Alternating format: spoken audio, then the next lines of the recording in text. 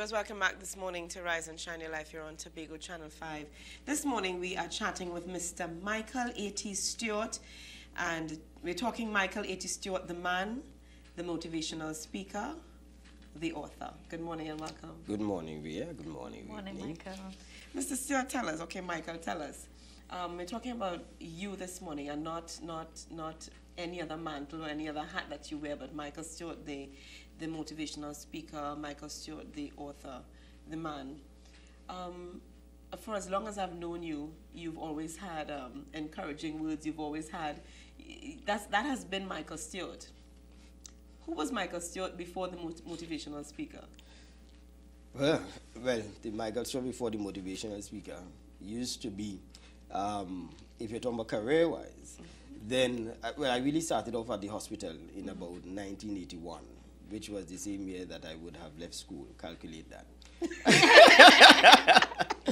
So I remember having an accident. I broke my leg, and the day I was discharged from physiotherapy, I started working in the hospital as a stores clerk. Okay. And then I left there and went into education. I did a period there as a pay sheet clerk. Mm-hmm. It was the worst.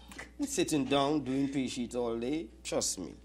And then I left there and I went to licensing office as a licensing officer. I left licensing office and went to the Tobago Regional Health Authority as the public relations officer. And then I left there and came to Tobago Channel 5 as the general manager. And then now I'm into my own business, Communication Consultants Tobago Limited, in which I do motivational speeches. I've written 2 books, and I mean, I've been traveling quite a bit to be able to do what I do and what I love. Okay. No, that's a little bit of who Michael Stewart was before. Yes. Now, in terms of the motivational speaking, in fact, when we look at some of the articles that you have in our local newspaper, a lot of it seems centered around men. Yes. Why is that so? Well, one of them is because I think I qualify as a man. For the last 40-something years, I have been one. Okay, point taken. Point taken. So I have a passion because I think that there's a lot to deal with men. Mm-hmm. I think we focus quite a bit on women, not too much on women. I don't want to have it interpreted as that. But we don't have enough focus on men. Even the women's health. You have a number of things that deal with women and their health and so on. Mm-hmm. But men, really, who really deals with issues that men grapple with, and who really takes men's issues seriously.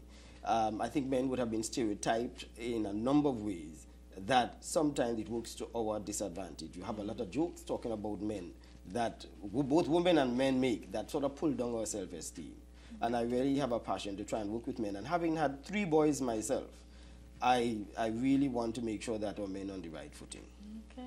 Okay. What can you say then in terms of when you focus on them would be your main points that you draw reference to in motivating men, in lifting them higher than where they are now? Because we see them equal, but we want, from my perspective, when I read your articles through Tobago News and reading a snippet of your book, the first book that you wrote, I look at it as elevating men a little higher above women. Let's talk about that a little bit. Okay.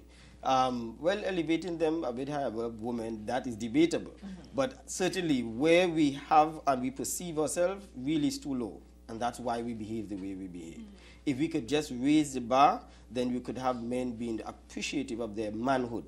And I think that that's one of the problems that we have. Men don't really value and appreciate their manhood. And that is critical if we are going to change our behavior and our attitude.